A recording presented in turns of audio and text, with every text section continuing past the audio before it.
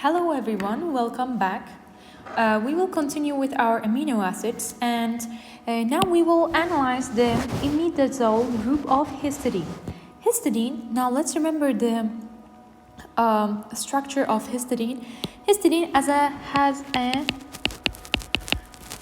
a cyclic structure.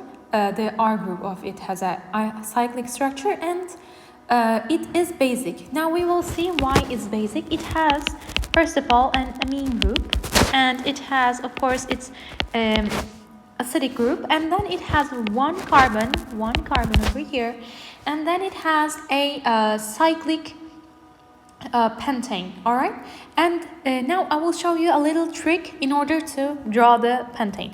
Now, first of all, we will draw the pentane like this. We will get two branches over here, and then we will start to close it, and we make the roof of it, and then we are done. Now, I want to emphasize now the first way upwards we will have firstly one double bond, and the other part we will have a nitrogen and nitrogen. All right, now don't confuse yourself with a hydrogen. I will then show you how to do that, and then we will have another double bond and another nitrogen. All right, so first of all, in order for the nitrogens to be able to resonate, we should put the nitrogen over here, and then we will see why.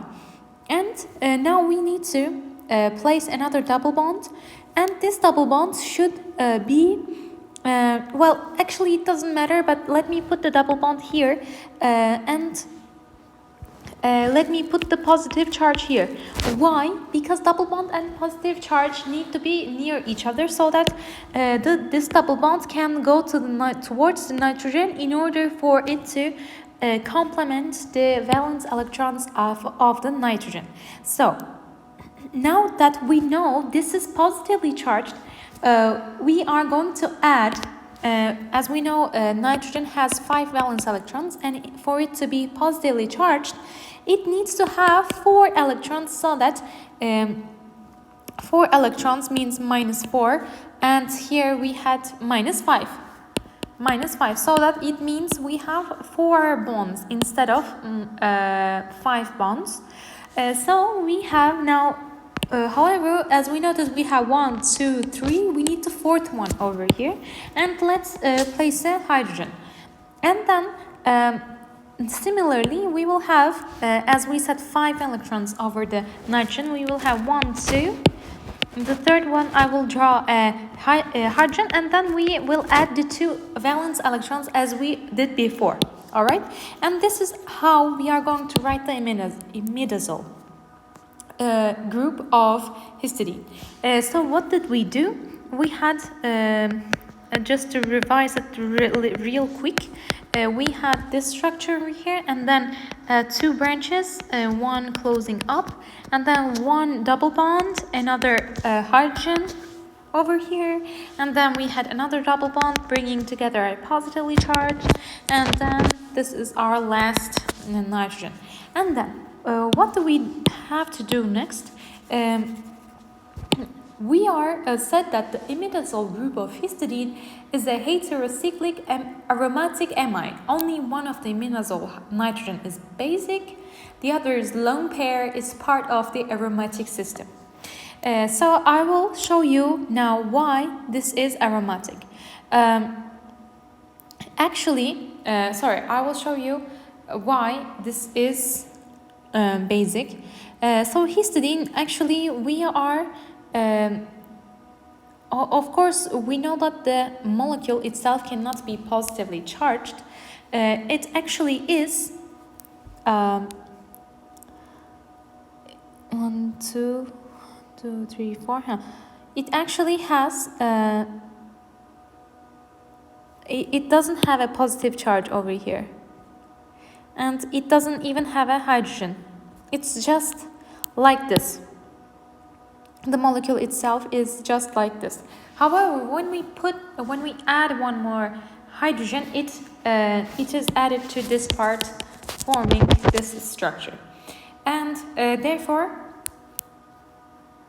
as we can see, this is stabilized. What does that mean? It means that when we add an hydrogen and it becomes stabilized, it means that it is a strong base. And how can we show the resonance structure of this? This lone pair goes to here, and then this one goes to here, and we have here a resonance structure. Sorry.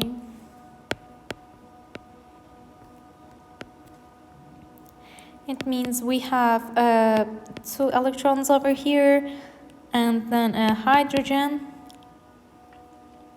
And then this nitrogen is now positively charged. And then we have, as before, we have the rest of our group. And this is our result. We finally, oh, I forgot here, these electrons come to here to form a bond, and then this bond comes over the other nitrogen, and then this is our final result. All right, and then if we do the workup step, which means that we are going to add water, what does that mean? It means that it will take a hydrogen to form a hydronium ion. However, which hydrogen will it take? It of course will take this hydrogen in order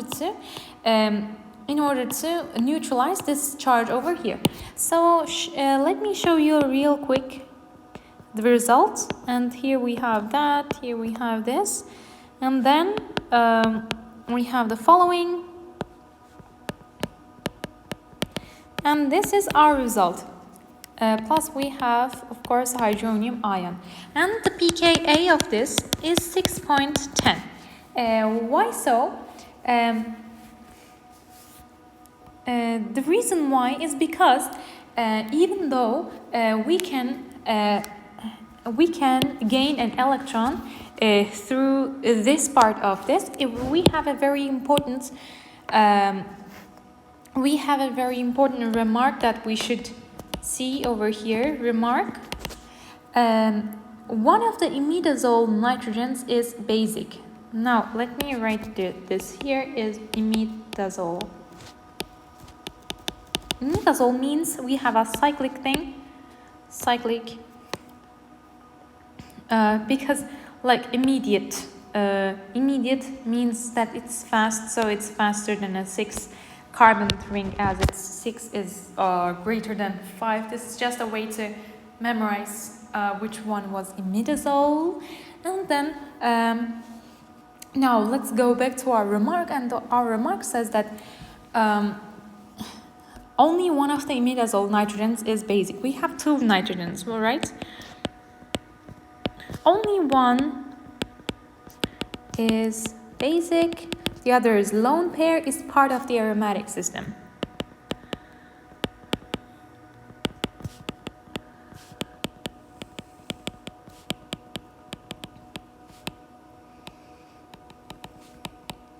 What does this mean?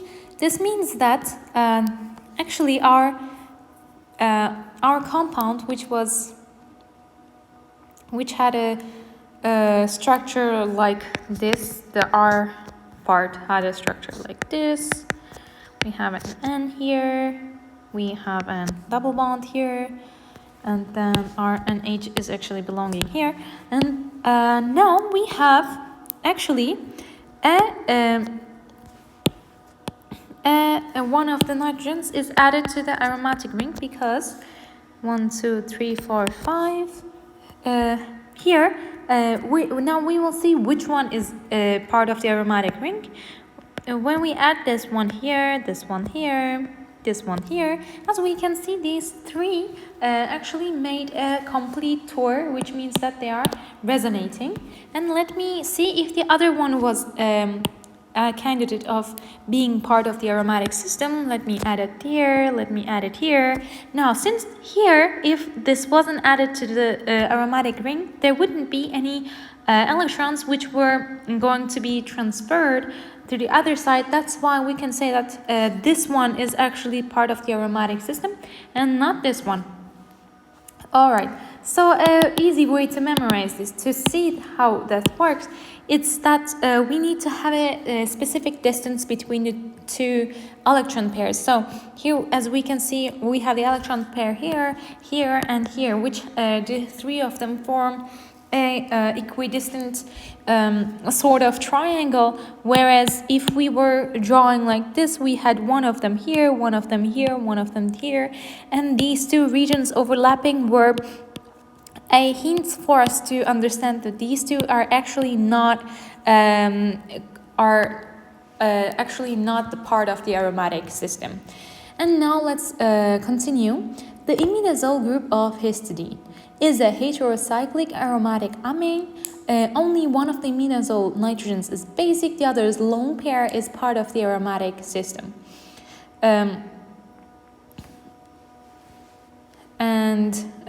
This is the things that we already discussed.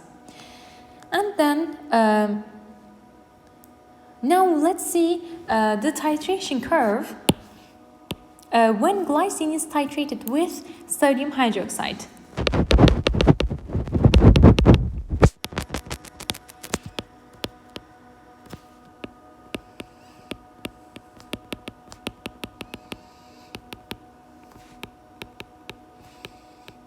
Okay, so what was glycine? Now, let me remind you real quick what was glycine. We had an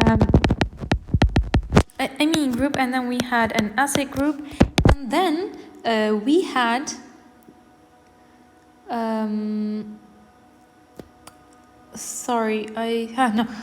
we had two hydrogens which were both responsible for this carbon being not stereogenic center.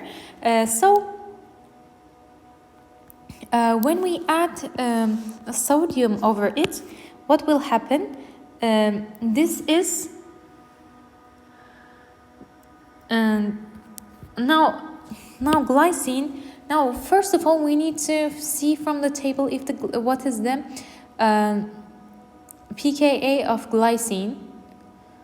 Now, let me search for its value. And now that I found glycine, I can see that its pKa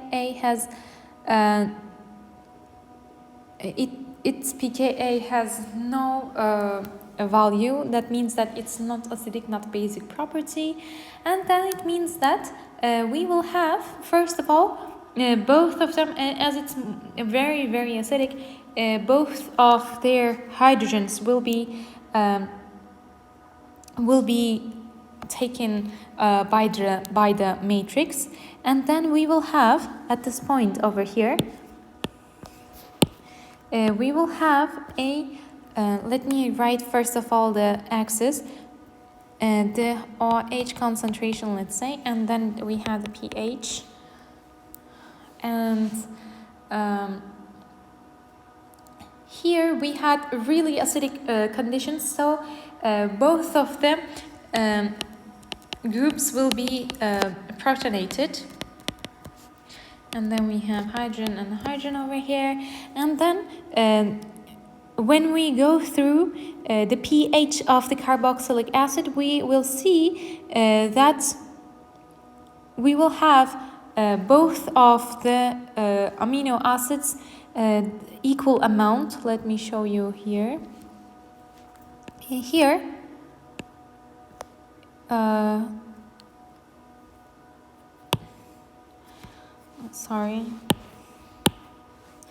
here we will have both of the amino acids. This is the pKa1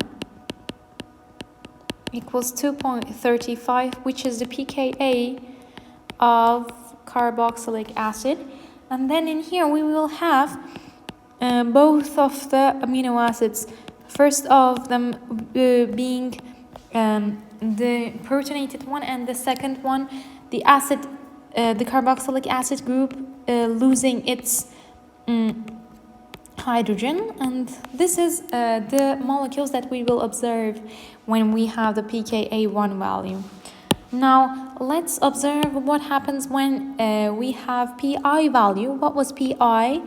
Pi was the the average sum of the pKa1, pKa2 over 2. This is the point where we have the Zwitter ion. Let me write it over here, Zwitter ion. This means that the molecule itself has a net charge of 0. So we will have both, not both. We will just have the amine group. The amine group, we will write it positively, and acidic group, it will be negatively charged. So hence, let me write it over here. We have positive charge, we have negative charge, we have the two hydrogens, and as we can see, the total, we have a 1 positive, 1 negative, and the total makes 0. And then let's go on. We have the pKa2, which is the pKa of the amine group, and this group and this pKa tells that we have both molecules, which one of them is we already had deprotonated the acids. Let me write them real quick. And then we already had 2 hydrogens, and then one of the amine groups will be NH3 plus, and one of the amine group will be NH2, because as the matrix is so basic, it will take 1 hydrogen from half of the molecules, and then the final here, this place, it will have both deprotonated groups. Let me write real quick the molecule over here, and then we have the acidic group deprotonated, NH2, the amine group deprotonated, and we have the 2 hydrogens, and this is the end of our titration. And now let's observe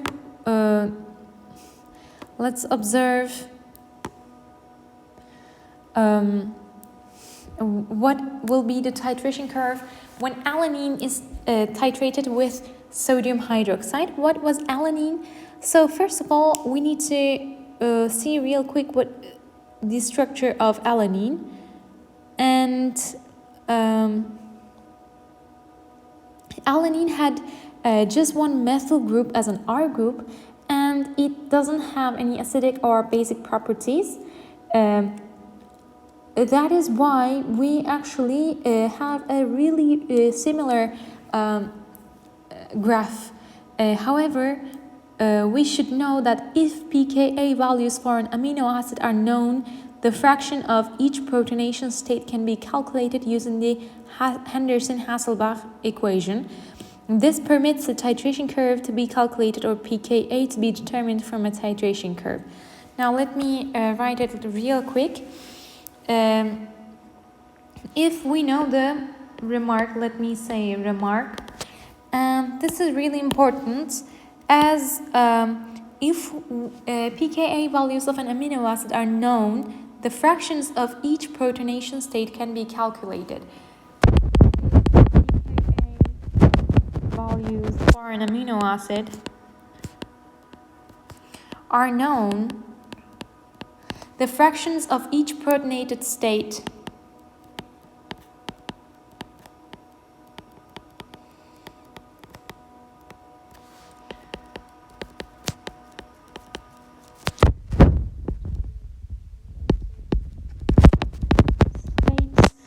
can be calculated using Henderson-Hasselbalch equation. So what does that mean? As we know, amino acid has a acidic group, an amine group, and then an H and then an R. If we know the pKa values of this one, pKa1, pKa2, if we know the pKa values, then we also know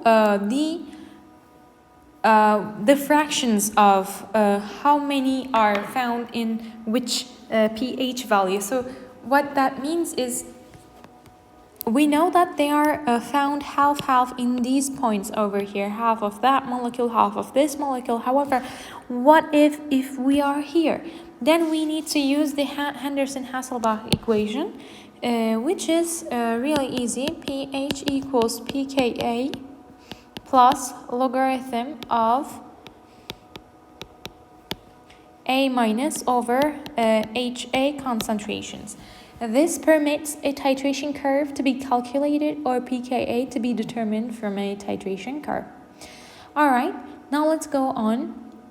Titration curves are observed because amino acids are both acidic and basic groups, hence exist as Zwitter ions close to neutral pH.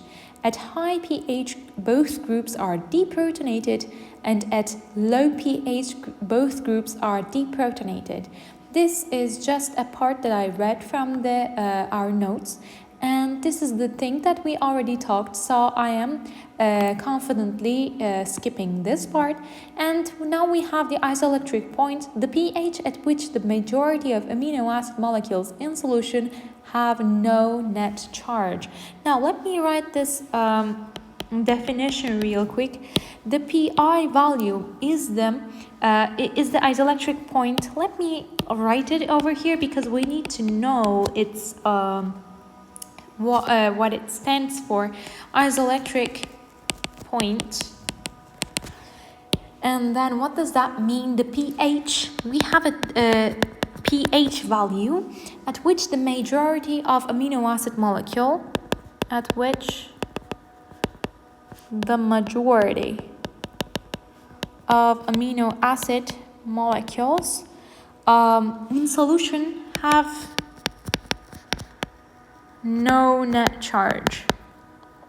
As we can see here, it says the majority. So it is ideally, it's theoretically, we know that all of the molecules should have zero net charge. However, this is not really possible in real life, and therefore we just say that the majority of amino acids molecules have no net charge. For example, let me give an example for glycine. Let us see that for glycine. So what was the structure of glycine? Let us remember that. A small review on the amino acids. Glycine is a special case. We all need to remember that. It means that it has only hydrogen as an R group. So how can we remember this? It has an acidic group, it has an amine group, and then let me write here, and then we have two hydrogens. So glycine is like glass. And we can remember it like hydrogen is like a really small molecule which passes through all the light, and then also glass we can see through it very well, and therefore we can associate these two like this. And this is obviously not a true way of remembering. It's just a way to make our memory work better and more efficient during any exam or so. And therefore, like as we said, glycine, like glass, which tells us that our R is just made up of one hydrogen. Well, how can we do that? We are going to, the pi of this molecule is going to be 1/2 of pKa carboxylic acid plus pKa of amine. All right, and then making this calculation, we will see that our result is this one. All right, and then this is the end of our discussion of this topic, and then let's continue.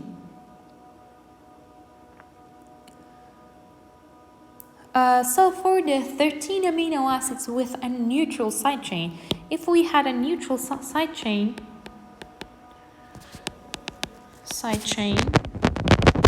let me here write a pi calculation. And if we had a strongly or weakly acidic side chain,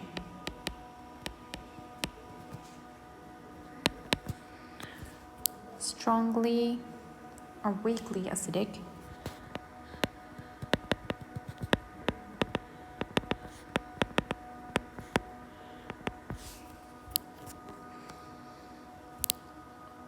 And then we have basic side chain. How do we calculate the PI calculation? So for the 13 amino acids with neutral side chain, PI is the average of pKa1 and pKa2. This is the average of them. And for the 4 amino acids with either a strongly or weakly acidic side chain, PI is the average of the 2 lowest pKa values, all right? Average of the 2 lowest pKa values. All right, great. And then for the basic ones, similarly, PI is the average of the 2 highest pKa values. 2 highest pKa values. Great. Now let us continue.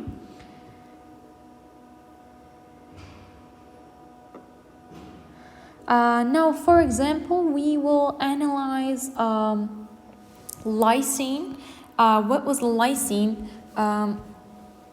Let me find its structure real quick.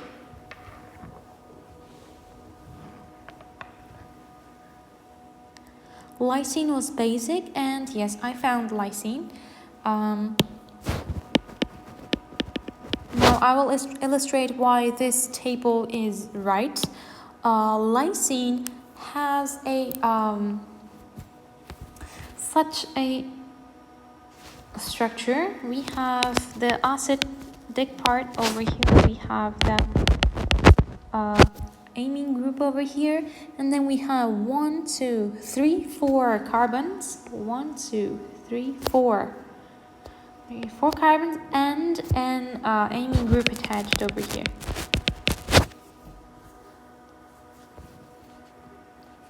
And this is lysine. Now, how can we memorize that? Lysine is like lying. As we remember, Pinocchio's nose is getting longer when he lies, and as we can see, we have a long chain which can be associated with lysine, and we have both amine groups. So how can we memorize this one? Now we have a enzyme which when is added to this matrix doesn't know whether to go to this base group or this amine group, which is some sort of tricking the compound, which can be associated with lying too. That is why we can basically remember that lysine had a long chain with an amine group in this form. Now I will show you what is the pKa and then the PI value of this compound. So first of all, let me write the compound again. We had this one, and we 1, 2, 3, 4 carbons, and then another one.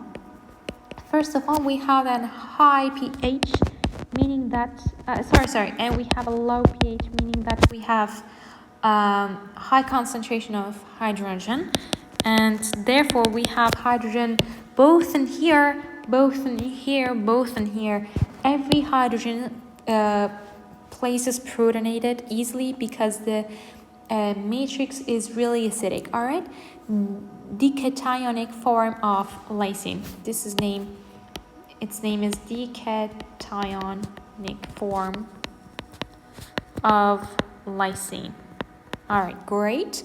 And then we have a pKa of 2.2. This is the pKa of the carboxylic acid group, this part, because it's really strong acid. And then when we start to add a little bit of hydroxide ion concentration over here. When we start to add hydroxide ion, this is the reverse reaction. we will note that the first thing that disappears it will be the hydrogen group of the acid naturally, right? Now let me copy this so that I can easily draw that. Copy, paste. And here, this is the first thing that disappears, and this is the monocationic form. This is the decationic form. This is the monocationic form.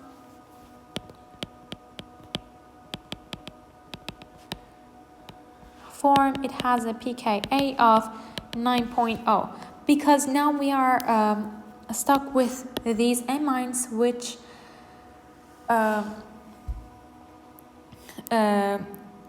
are basic. All right, and then going a little bit further away,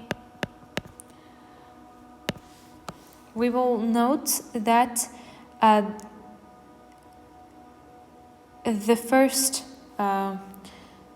the amine of this part will be deprotonated, and we will have such a compound. All right, and then again we have the same. This is the dipolar ion.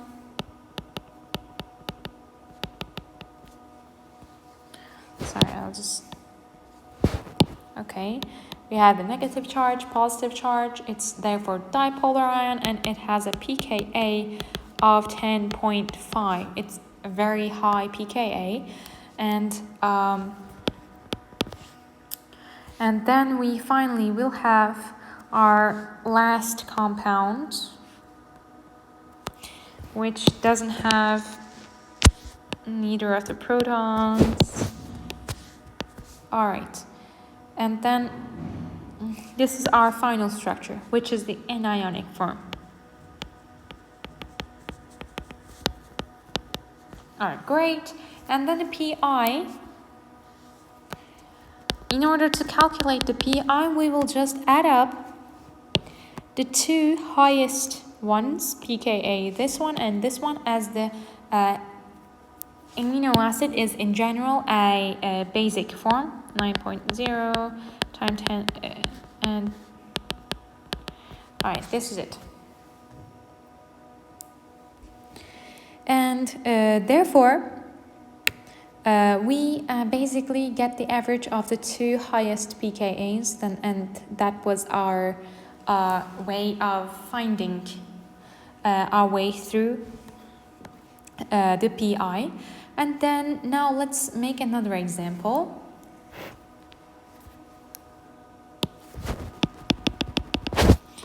Now in this example we have an acid like that, and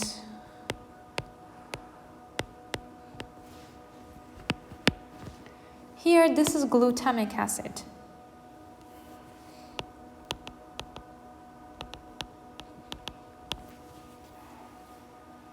All right, so glutamic acid has two carbons, and as we already said, aspartic acid, as it starts with the first letter of the alphabet, it just needs to have one carbon between its amine group and its R side chain carboxyl acid group. All right, and now this was just a way to memorize what is the structure of glutamic acid and what does the example tells us.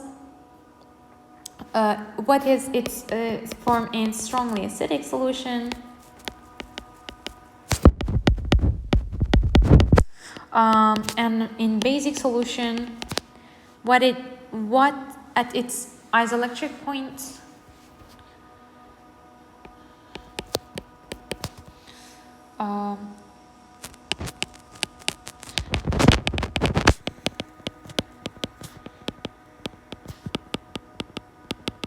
and D asks us the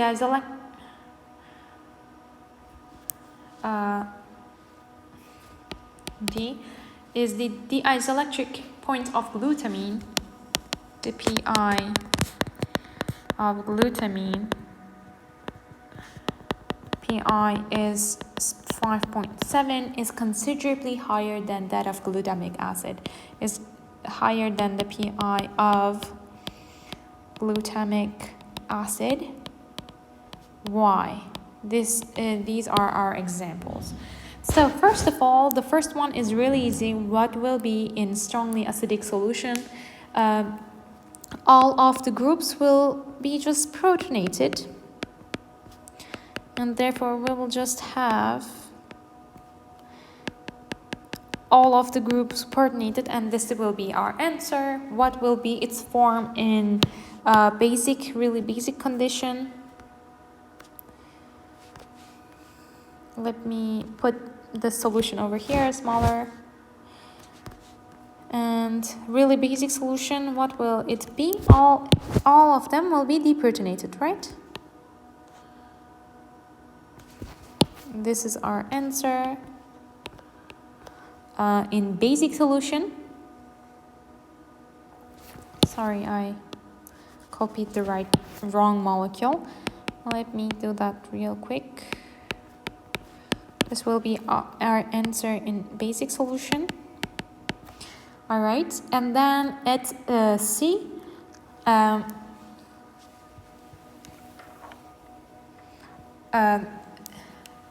asks its form in isoelectric points. In isoelectric points, two different structures might survive, and those are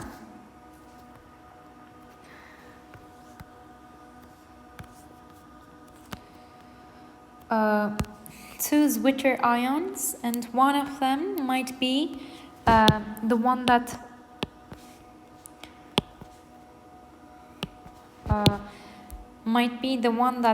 the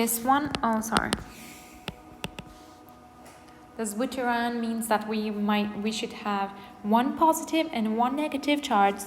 Now here I put the positive charge, here we have the negative charge, here we have the positive charge, here we'll have the negative charge. So both of them are Zwitter ions. However, which one of them will survive?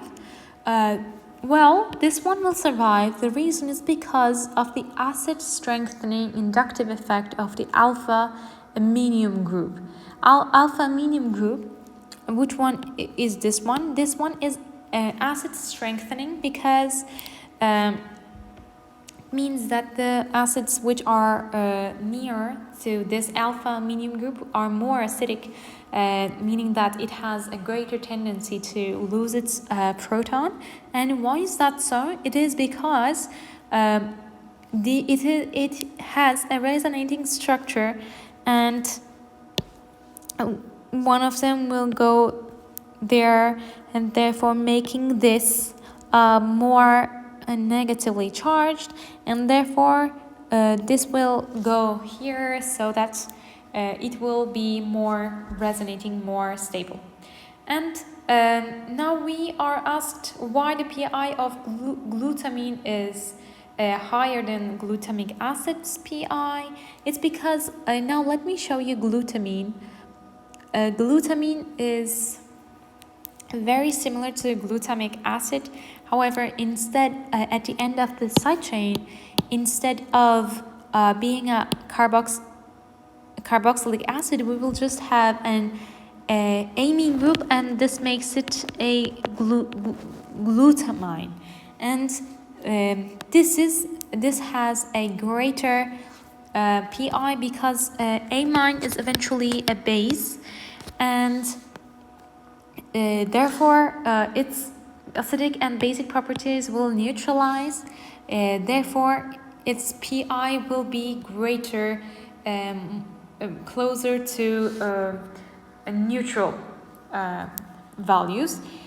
And the result is written as, since glutamic acid is a dicarboxylic acid, acid must be added to suppress the ionization of the second carboxyl group and thus achieve the isoelectric point.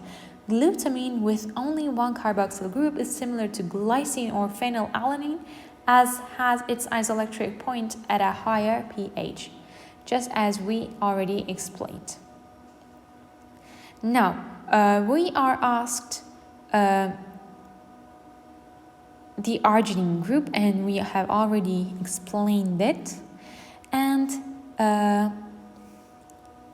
now we will continue with our isoelectric point of peptides and proteins in the next lecture. Thank you for attending this lecture. Have a great day.